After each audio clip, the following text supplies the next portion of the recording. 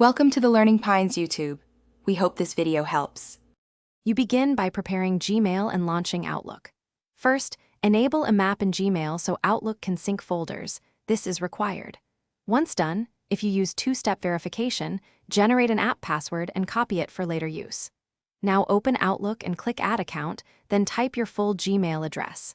Make sure to choose the option that uses Google Sign-in if prompted. This starts the secure handoff between Gmail and Outlook so mail, labels, and calendars can sync. Next, you authenticate and configure sync settings.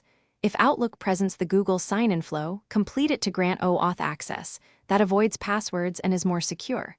If Outlook requires manual settings, enter IMAP, Gmail, COM port 993 with SSL, and SMTP, Gmail, COM port 587 with startles, then paste the app password if applicable. Once authenticated, choose which folders and labels to sync and enable contacts and calendar import so everything appears in Outlook. That ensures consistent two-way syncing. Finally, complete setup and verify functionality. Send a test email to yourself and confirm it arrives.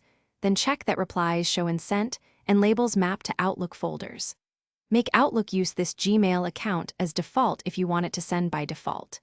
If something goes wrong, first confirm IMAP is enabled and that you use the correct app password or OAuth flow.